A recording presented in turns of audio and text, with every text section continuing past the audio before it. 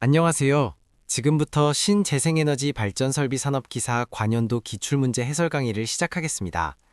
에즈 채널에 가시면 더 많은 기출문제를 보실 수 있습니다. 첫 번째 문제는 태양전지의 온도 특성에 관한 문제입니다. 일반적인 태양전지의 온도 특성에 대하여 옳게 설명한 것은 무엇일까요? 보기는 다음과 같습니다. 1번, 온도가 내려가면 단락전류는 감소하고 개방전압은 상승한다. 2번, 온도가 올라가면 단락전류는 증가하고 개방전압은 상승한다. 3번, 온도가 내려가면 단락전류는 증가하고 개방전압은 하강한다. 4번, 온도가 올라가면 단락전류는 감소하고 개방전압은 하강한다. 입니다. 여기서 정답은 1번, 온도가 내려가면 단락전류는 감소하고 개방전압은 상승한다. 입니다. 태양전지는 반도체 소자이기 때문에 온도에 민감하게 반응합니다.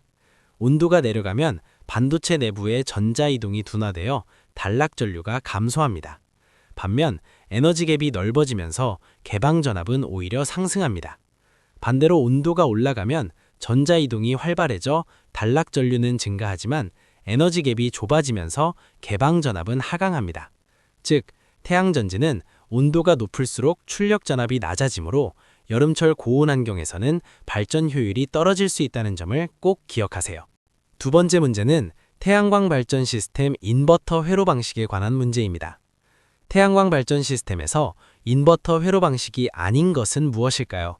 보기는 다음과 같습니다. 1번 트랜스리스 방식, 2번 주파수 시프트 방식, 3번 고주파 변압기 절연 방식, 4번 상형주파 변압기 절연 방식입니다. 여기서 정답은 2번 주파수 시프트 방식입니다. 인버터 회로 방식에는 크게 세 가지가 있습니다. 변압기를 사용하지 않는 트랜스리스 방식, 고주파 변압기를 이용한 절연 방식, 그리고 상형주파 변압기를 이용한 절연 방식입니다. 주파수 시프트 방식은 인버터 회로 방식이 아니라 단독운전 검출 방식의 하나입니다. 단독운전이란 개통 정전 시 태양광 인버터가 계속 전력을 공급하는 위험한 상태를 말하며, 주파수 시프트 방식은 이를 감지하기 위한 능동적인 검출 방법입니다. 개념을 혼동하지 않도록 주의하세요. 세 번째 문제는 연료전지 발전 시스템의 구성 요소에 관한 문제입니다.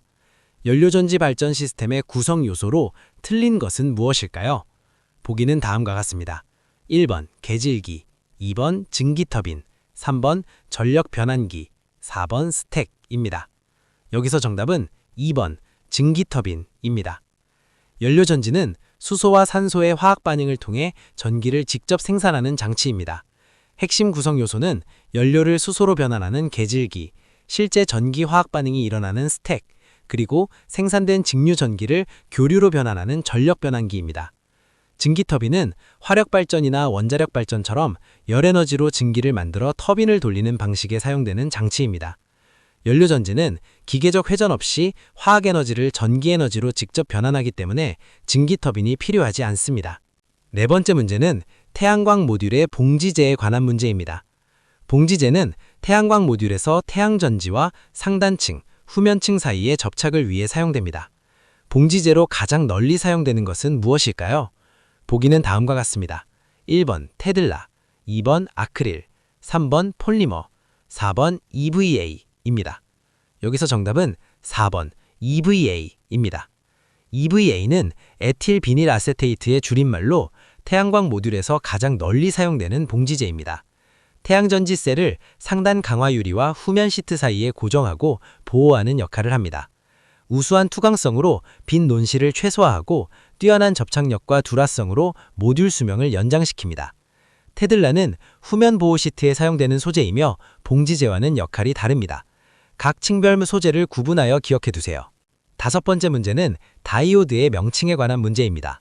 역방향에서 특정 전압을 유지하는 특성을 가진 다이오드의 명칭으로 옳은 것은 무엇일까요? 보기는 다음과 같습니다. 1번 정류 다이오드, 2번 제너 다이오드, 3번 포토 다이오드, 4번 발광 다이오드입니다. 여기서 정답은 2번 제너 다이오드입니다. 제너 다이오드는 역방향으로 특정 전압, 즉 제너 전압 이상이 걸리면 일정한 전압을 유지하는 특성을 가집니다. 이 특성을 이용해 전압 조정 및 과전압 보호 회로에 활용됩니다. 정류 다이오드는 교류를 직류로 변환하는 데 사용되고, 포토 다이오드는 빛을 받아 전류를 생성하며, 발광 다이오드는 전류가 흐를 때 빛을 방출합니다. 각 다이오드의 기능과 특성을 명확히 구분해서 기억하세요. 여섯 번째 문제는 태양광 모듈의 설치 형태에 관한 문제입니다. 기와, 착색 슬레이트, 금속 지붕 등의 지붕재에 전용 지지기구와 받침대를 설치하고 그 위에 태양광 모듈을 설치하는 형태를 무엇이라 하는가? 보기는 다음과 같습니다. 1번 평지붕형, 2번 톰라이트형, 3번 경사지붕형, 4번 지붕재 일체형입니다. 여기서 정답은 3번 경사지붕형입니다. 경사지붕형은 기존 건물의 경사진 지붕 위에 전용 지지기구와 받침대를 설치하고 그 위에 모듈을 올리는 방식입니다. 평지붕형은 평평한 옥상에 설치하는 방식이고, 지붕재 일체형은 모듈 자체가 지붕 역할을 동시에 하는 방식입니다. 톰라이트형은 채광창 형태로 설치하는 방식입니다. 경사지붕형은 설치 각도 조절이 용이하고 기존 건물에 적용하기 쉬운 장점이 있어 가장 일반적으로 사용되는 설치 방식입니다. 7번째 문제는 태양광 발전 모듈의 설치 가능 위치에 관한 문제입니다. 보기에서 태양광 발전 모듈의 설치가 가능한 위치를 모두 나타낸 것은 무엇일까요? 보기는 기역, 건물 옥상, 나, 건물 벽면, 다, 지상, 리을, 수상입니다. 보기는 1번 기역, 나, 다, 2번 기역, 나, 리을, 3번 기역, 다, 리을, 4번 기역, 나, 다, 리을 모두입니다. 여기서 정답은 4번 기역, 나, 다, 리을 모두입니다. 태양광 발전 모듈은 건물 옥상, 건물 벽면, 지상, 수상 등 다양한 위치에 설치가 가능합니다. 건물 옥상과 건물 벽면은 건물 일체형 태양광 시스템으로 활용되고, 지상형은 대규모 태양광 발전소에 주로 사용됩니다. 최근에는 저수지나 댐 위에 설치하는 수상 태양광도 빠르게 확산하고 있습니다. 수상 태양광은 수면의 냉각 효과로 발전 효율이 높고 토지 사용을 줄일 수 있는 장점이 있습니다. 설치 위치에 제한이 없다는 점을 기억하세요. 8번째 문제는 저압 연계 시스템의 보호 계전기에 관한 문제입니다. 개통 측과 인버터 측에 이상이 발생할 경우 저압 연계 시스템에 설치되는 보호 계전기가 아닌 것은 무엇일까요? 보기는 다음과 같습니다. 1번 OVR, 2번 UVR, 3번 OFR, 4번 AVR입니다. 여기서 정답은 4번 AVR입니다. 저압 연계 시스템에 설치되는 보호 계전기에는 과전압을 감지하는 OVR, 부족 전압을 감지하는 UVR, 과주파수를 감지하는 OFR, 부족 주파수를 감지하는 UFR이 있습니다. AVR은 자동 전압 조정기로 보호 계전기가 아니라 전압을 일정하게 유지시켜주는 조정장치입니다. 보호 계전기는 이상 상태를 감지하여 계통을 보호하는 역할을 하며 AVR과는 기능과 목적이 다릅니다. 명칭과 역할을 정확히 구분해서 기억하세요. 10번째 문제는 납축전지의 공청전압에 관한 문제입니다. 납축전지, 즉 연축전지의 공청전압은 몇 볼트 퍼 셀인가? 보기는 다음과 같습니다. 1번 1.0, 2번 2.0, 3번 3.0, 4번 4.0입니다. 여기서 정답은 2번 2.0 퍼 셀입니다. 납축전지는 양극의 이산화납, 음극의 납, 전해액으로 항산을 사용하는 2차 전지입니다. 각 셀당 공청전압은 2.0V이며 우리가 흔히 사용하는 12V 자동차 배터리는 2V 셀 6개를 직렬로 연결한 구조입니다. 참고로 리튬 이온 전지의 공청전압은 약 3.6에서 3.7V이고 니켈 수소 전지는 1.2V입니다. 전지 종류별 공청전압을 함께 정리해두면 시험에 도움이 됩니다. 11번째 문제는 전압 변동률 계산에 관한 문제입니다. 송전단 전압 66kV, 부하 시 수전단 전압 60kV, 무부하 시 수전단 전압 63kV인 경우 전압 변동률은 몇 %인가? 보기는 다음과 같습니다. 1번 4.76, 2번 5, 3번 9.09, 4번 10입니다. 여기서 정답은 2번 5%입니다. 전압 변동률 공식은 무부하 전압에서 부하 시 전압을 뺀 값을 부하 시 전압으로 나누고 100을 곱한 것입니다. 계산하면 63에서 60을 뺀 3을 60으로 나누면 0.05, 여기에 100을 곱하면 5%가 됩니다. 주의할 점은 분모가 부하시 전압이라는 것입니다. 송전단 전압 66kV는 이 계산에 사용되지 않는 오답 유도용 정보입니다. 공식의 분모를 무부하 전압으로 착각하지 않도록 주의하세요. 12번째 문제는 풍력 발전의 출력 제어 방식에 관한 문제입니다. 풍력 발전의 출력 제어 방식 중 바람 방향을 향하도록 블레이드의 방향을 조절하는 제어 방식은 무엇일까요? 보기는 다음과 같습니다.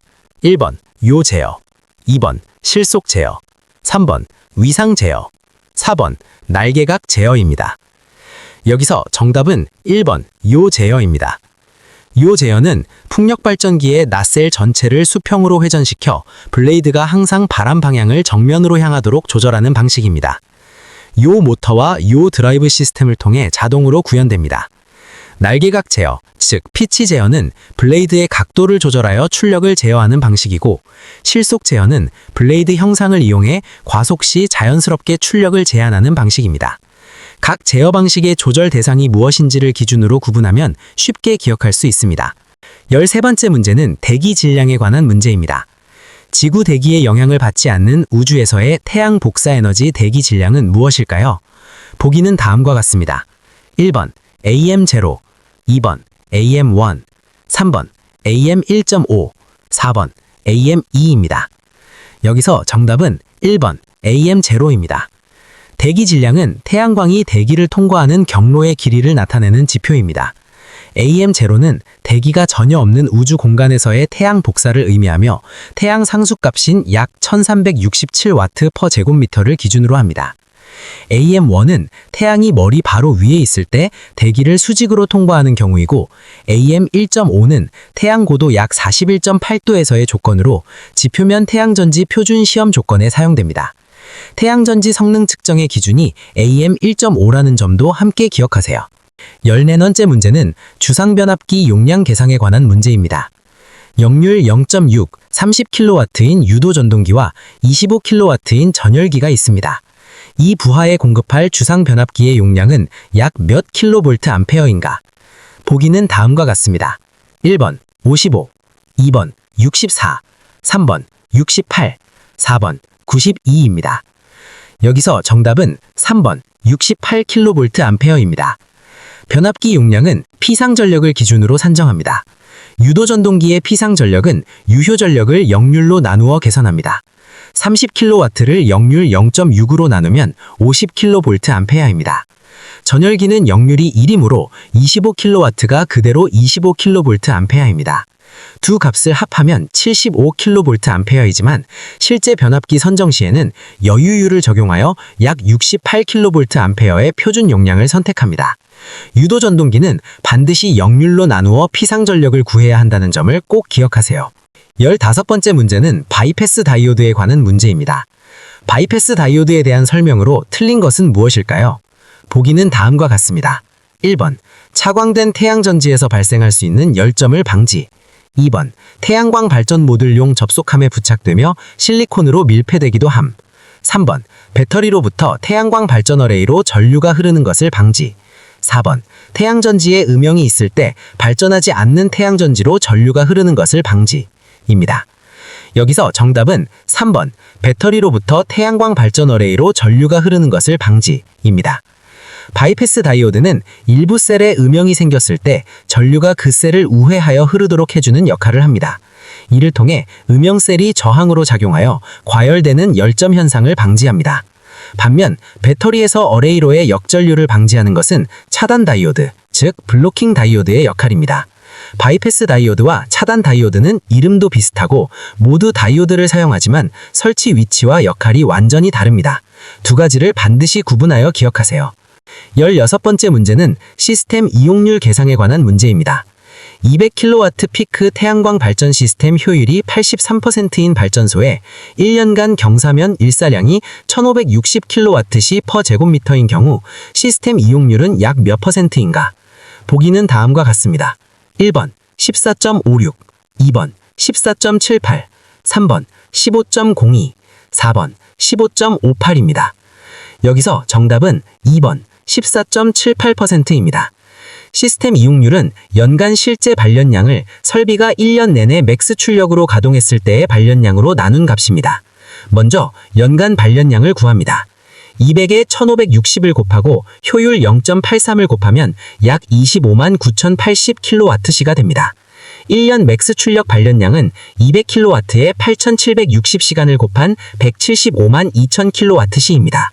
이용률은 25만 9,080을 175만 2,000으로 나누고 100을 곱하면 약 14.78%가 됩니다. 연간 시간인 8,760을 반드시 사용해야 한다는 점을 기억하세요. 18번째 문제는 축전지 용량 환산 시간 선정 요소에 관한 문제입니다. 부동 충전 방식의 축전지 용량 산정 시 필요한 용량 환산 시간의 선정에 고려되는 요소가 아닌 것은 무엇일까요? 보기는 다음과 같습니다.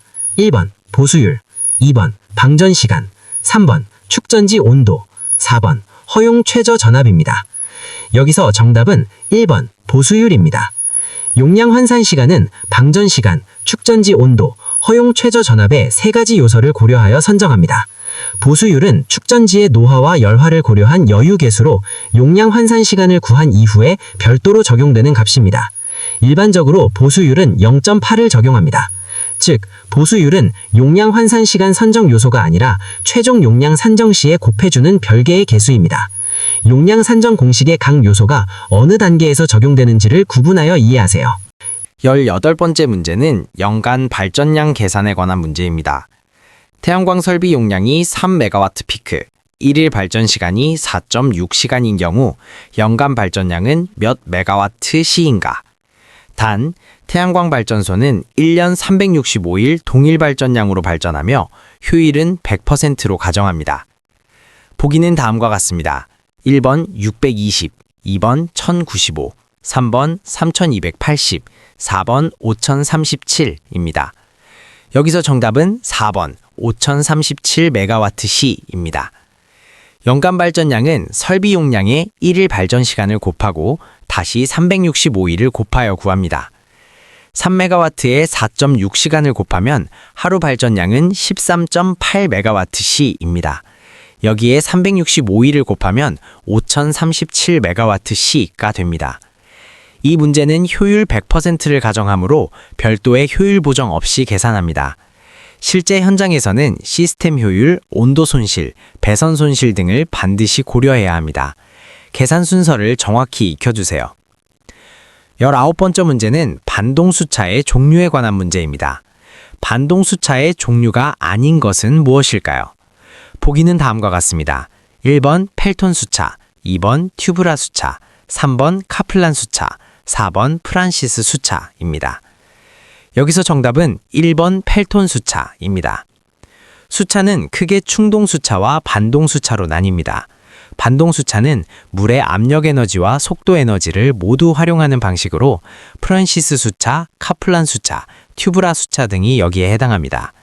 반면 펠톤 수차는 고낙차 환경에서 물의 운동 에너지만을 이용한 충동 수차입니다. 물을 노즐로 분사하여 버킷 형태의 날개에 충격을 주는 방식으로 작동합니다. 충동수차와 반동수차의 대표 예시를 함께 정리해두면 시험에 유리합니다. 20번째 문제는 반도체의 다수 캐리어에 관한 문제입니다. N형 반도체의 다수 캐리어는 무엇일까요? 보기는 다음과 같습니다. 1번 전자, 2번 전공, 3번 중성자, 4번 양성자입니다. 여기서 정답은 1번 전자입니다. N형 반도체는 순수 반도체의 오가 원소인 인이나 비소 등을 도핑하여 만듭니다.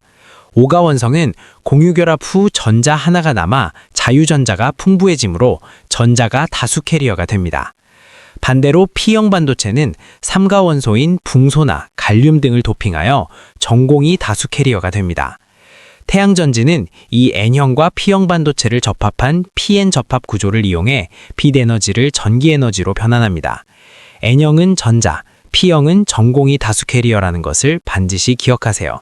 이상으로 신재생에너지 발전설비 산업기사 관연도 기출문제 해설 강의를 마치겠습니다. 에듀 채널에 가시면 더 많은 기출문제를 보실 수 있습니다. 감사합니다.